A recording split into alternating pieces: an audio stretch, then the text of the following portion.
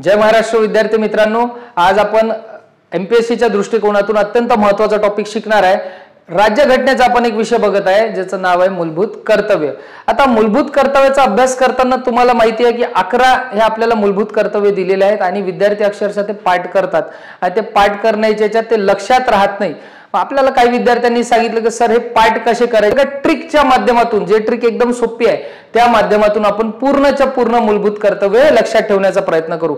आता याची पार्श्वभूमी थोडी समजून घेऊ की हे जे मूलभूत कर्तव्य आहे हे आपल्याला संविधानात एक नवीन भाग बनवला, भाग 4A त्यामध्ये टाकलेले आहे। त्यामध्ये कलम दिलेली आहे 51A, हे कलम बनवली आणि ही मूळ घटनेत दिलेले नव्हते। एक गोष्ट लक्षात घ्या की मूळ संविधानात याची तरतूद नाही आहे। हे आपण टाकले, हे आपण कधी टाकले तर 42व्या घटना दुरुस्ती 1976 मध्ये स्वर्ण सिंग समितीच्या अंडर हे देखरेख याची झाली आणि याचे काय झाले, हे कर्तव्य आपण टाकले। स्वर्ण सिंग समिती, आता स्वर्ण सिंग कोण होते तर हे आपले परकीय मंत्री होते, त्यावेळेला तत्कालीन परकीय मंत्री होते आणि मग त्यांच्या अध्यक्षतेत समिती गठन झाली आणि मग त्यांनी हे कर्तव्य टाकले। तर असे त्यांनी काही कर्तव्य टाकले होते, ते इंदिरा गांधी सरकारने रेकमेंड केलेले घेतले नाही। जसं की कर देण्याबाबत एक सांगितलं होतं, ते आपण घेतलं नाही। तर मूळ मग आपण नंतर 42व्या घटना दुरुस्तीने किती टाकले आहेत तर 10 असे आपण टाकलेले आहेत आणि 11वं जे कर्तव्य आहे ते आपण टाकलं विद्यार्थी मित्रांनो 2002 मध्ये 86व्या घटना दुरुस्तीने। ही झाली पार्श्वभूमी। आता आपण ते कर्तव्य बघणार आहोत आणि ते कर्तव्य बघत असताना एक गोष्ट लक्षात घ्या, आपल्याला कलमेतला मूळ गाभा म्हणजे आपण त्याला म्हणू एक मूळ घटक किंवा आपण त्याला म्हणू शकतो कीवर्ड आपल्याला लक्षात ठेवण्याचा प्रयत्न करायचा आहे। जर कीवर्ड आपल्या लक्षात राहिला, परीक्षेला ऑप्शन मध्ये जशाच्या तसं आपल्याला दिसते कलम, कारण कलम हे तोडून मोडून देता येत नाही, ते पूर्णच्या पूर्ण द्यावी लागते, हे लक्षात घ्या। त्यामुळे पूर्ण कलम आपल्याला पुस्तकातली जशीच्या तशी पाठ झाली पाहिजे बा, असा काही अट्टाहास तुम्ही करू नका। आता त्याच्यानंतर अजून एक गोष्ट आपण लक्षात घेऊ की आपण हे कुठून घेतलाय तर आपण विद्यार्थी मित्रांनो हे रशिया या देशाकडून आपण घेतलेलं आहे। आता काही देशांमध्ये मूलभूत कर्तव्य आहेत, काही देशांच्या संविधानामध्ये मूलभूत कर्तव्य आहेत आणि काही देशांच्या संविधानामध्ये मूलभूत कर्तव्य नाहीत। आपण ते बघूया व्यवस्थितरित्या। बघा, मूळ घटनेत संविधानात दिलेले नव्हते, 42व्या घटना दुरुस्तीने कधी रे तर 1976 मध्ये ते टाकण्यात आलेले आहे। कोणाच्या समितीच्या अंडर तर स्वर्ण सिंग समिती जे गठीत झाली होती 1976 ला। त्याच्यानंतर बघा घटनेत भाग 4A मध्ये दिलेला आहे 51A नावाचे कलम टाकली, ज्यात 10 कर्तव्य आपण ऍड केली होती आणि ज्याप्रमाणे सांगितलं 11वं कर्तव्य जे आहे शिक्षणाच्या संबंधी होतं।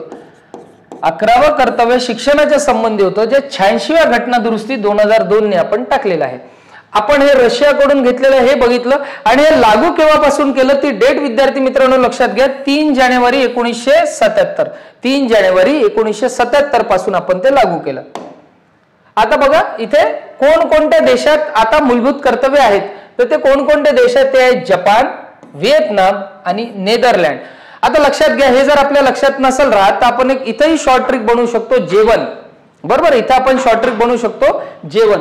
तर जे म्हणजे काय होईल रे जपान, व म्हणजे होईल व्हिएतनाम आणि न म्हणजे होईल नेदरलँड। म्हणजे जेवण ही ट्रिक सुद्धा आपण करू शकतो, जपान, व्हिएतनाम आणि नेदरलँड। त्याच्यानंतर बघा कोणकोणत्या देशामध्ये नाही आहे, America, Canada, France, Germany, Australia.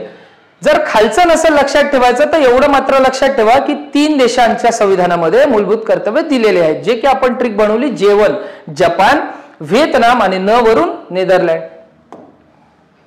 आता एक ट्रिक आपण बघणार आहेत, या एकदा ही जर ट्रिक तुमच्या लक्षात आली विद्यार्थी मित्रांनो, याच्यावर वारंवार प्रश्न विचारतात, आयोगाने वारंवार याच्यावर प्रश्न विचारलेले आहेत आणि मग हे ट्रिकवर म्हणजे या ट्रिकचा आपल्याला फायदा काय ते याचा क्रम आपल्याला विचारला जातो की 6वी ड्युटी कोणती, मूलभूत कर्तव्य, 7वं कोणतं, 11वं कोणतं, पहिलं कोणतं, दुसरं कोणतं आणि त्याचा क्रम आपल्याला परीक्षेत विचारलेला असतो। मग तो क्रम लक्षात असण्यासाठी आपल्याला क्रमानुसार एक ट्रिक आपल्याला लक्षात ठेवायची आहे। ऍक्च्युअली मूलभूत कर्तव्य दिलं कशासाठी होतं तर काय, मूलभूत कर्तव्य म्हणजे आपले कर्तव्य, आपले कर्तव्य म्हणजे आपणही आपले काही कर्तव्य पाळले पाहिजे आपला देश चांगला बनवण्यासाठी। काही अधिकार जसं आपण मार्गदर्शक तत्वेमध्ये राज्याला सांगितलेल्या गोष्टी आहेत की काय सांगितलंय की बा तुम्ही अशा जर चांगल्या गोष्टी केल्या तर तुमचं राज्य हे प्रगतिशील होईल. तसंच माणसाची आपली सुद्धा काही ड्युटीज आहेत आणि या ड्युटीज आपण जर पूर्ण केल्या तर आपला देश कसा होईल, आपला देश प्रगतिशील होईल. यासाठी आपल्याला दिलेली आहे. बघा ट्रिक किती सोपी आहे.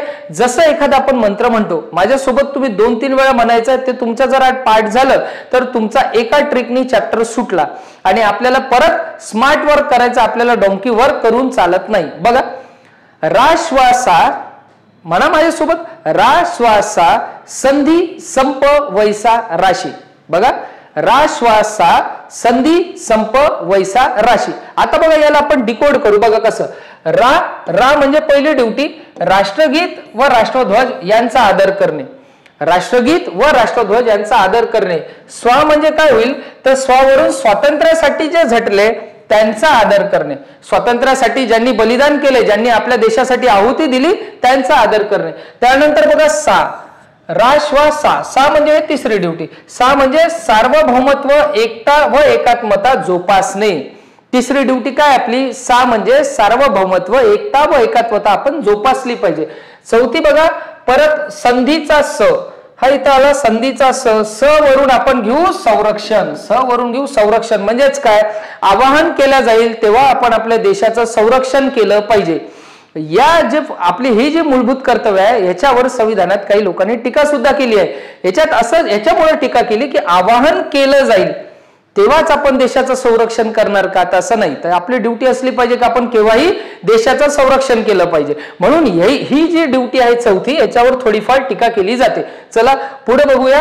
संधी, धी म्हणजे काय, धी म्हणजे धार्मिक, भाषिक व प्रादेशिक भेदभाव न करणे. धी वरून आपण धार्मिक लक्षात ठेवलं. विद्यार्थी मित्रांनो ट्रिकचा पर्पज तुम्ही लक्षात घ्या की जो आपण वर्ड इथे लिहिलेला आहे त्याला आपण डिकोड करता. धी म्हणजे धार्मिक, भाषिक व प्रादेशिक भेदभाव न करणे. पुढे बघू. आता संधी नंतर संप, इथे मी लिहितो संप वैसा राशी. बरोबर आहे. तर संपचा स म्हणजे काय होईल तर संमिश्र संस्कृतीचे जतन करणे. आपली जी संस्कृती आहे संमिश्र संस्कृती म्हणजे वेगवेगळ्या संस्कृतीपासून आपला भारत देश नटलेला आहे, त्याचे आपण जतन केले पाहिजे. आपण पुष्कळदा पाहतो, आपण बाहेर फिरायला जातो आणि एखादी हेरिटेज साईट आहे, एखादा किल्ला आहे, छत्रपती शिवाजी महाराजांचा किल्ला आहे, ती आपली संस्कृती आहे, ती आपण जतन केली पाहिजे. कुठेतरी किल्ल्यावर आपल्याला दिसते एखादा बाला पिंट्या बबल्या गोल्या काय करते, तिथं असं दिलचं साईन काढते आणि तिथं असं ॲरो करून लिहिते बबली. हे का बरोबर आहे का? पिंट्यावाले बबल्या गोल्या काय करते, त्याच्या गर्लफ्रेंडचं नाव तिथं लिहून येते आणि मग हे असं करून आपण काय करतो, आपल्याच ज्या इमारती आहेत त्या खराब करतो, आपलाच जो वारसा आहे तो खराब करण्याचा आपण प्रयत्न करतो. म्हणजे 6वी ड्युटी काय, स वरून संमिश्र संस्कृतीचे जतन करणे. लक्षात आलं. त्यानंतर बघा संप, प वरून काय येणार हे तुम्हाला सांगता येईल. प वरून येणार पर्यावरण. प वरून येणार पर्यावरण. पर्यावरणाचे रक्षण करणे ही आपली 7वी ड्युटी आहे. नदी, वने, सरोवरे, वन्यजीव यांचे रक्षण करणे म्हणजेच काय रे तर पर्यावरणाचे रक्षण करणे ही आपली ड्युटी आहे. त्याच्यानंतर बघा वैसा, वैसाचा वै ही 8वी ड्युटी. वै म्हणजे कायच वैज्ञानिक दृष्टिकोन ठेवणे. म्हणजे आपण अंधश्रद्धा न बाळगता नेहमी विज्ञानवादी आपण असलं पाहिजे, तेव्हाच आपण प्रगती करू शकतो. वैज्ञानिक दृष्टिकोन ठेवणे आपली 8वी ड्युटी आहे. त्याच्यानंतर बघा सा, सा म्हणजे काय सार्वजनिक मालमत्तेचे रक्षण करणे. आता ही जी 9वी ड्युटी आहे, सा म्हणजे सार्वजनिक मालमत्तेचे रक्षण करणे. सार्वजनिक मालमत्ता जसं आपण एखाद्या वेळेला बघतो कुठे मोर्चा असतो, काही लोक काय करतात, समाजकंटक काय करतात, ते आपल्या सरकारी गाडी पेटवून देतात आणि त्याला आग लावतात. त्यांना हे समजत नाही की ती पेटल्यानंतर ते नुकसान आपल्या देशाचं, आपल्या राज्याचं होत आहे आणि मग त्याची नुकसान भरपाई आपल्याला करातून द्यावी लागते. म्हणजेच काय, ही जे सार्वजनिक मालमत्ता आहे याचं रक्षण आपण केलं पाहिजे. त्याच्यानंतर बघा, त्याच्यानंतर रा ही कितवी आहे, 10वी ड्युटी आहे. रा म्हणजे राष्ट्र नेहमी उन्नत राहील. उन्नत राहील म्हणजे राष्ट्र नेहमी प्रगतिशील राहील, ह्याच्यासाठी आपण प्रयत्न केले पाहिजे.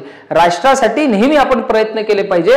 ही काय रे 10वी ड्युटी आहे. आणि शेवटचं शी जे आहे, शी म्हणजे शिक्षण. शी आपण हा शिक्षणाचा घेतलेला आहे. तर काय पालकाने 6 ते 14 वयोगटाचे जे आपले पाल्य आहेत त्यांना शिक्षणाची संधी उपलब्ध करून दिली पाहिजे, अशी आपली 11वी ड्युटी सांगते. तर लक्षात घ्या, आपल्याला एकच ट्रिक लक्षात घ्यायच्या विद्यार्थी मित्रांनो, राश्वासा संधी संप वैसा राशी, एवढं फक्त 2 ते 3 वेळा म्हणा, तुमचा पूर्णच्या पूर्ण चॅप्टर हा तोंड पाठ होऊन जाईल. आता असेच जर व्हिडिओ तुम्हाला बघायचे असतील तर आपल्या चॅनलला सबस्क्राईब करा, लाईक बटन प्रेस करा आणि बेल आयकॉनला प्रेस करा, जेणेकरून असेच नवीन नवीन व्हिडिओ तुम्हाला नोटिफाईड होत राहील. खूप खूप धन्यवाद.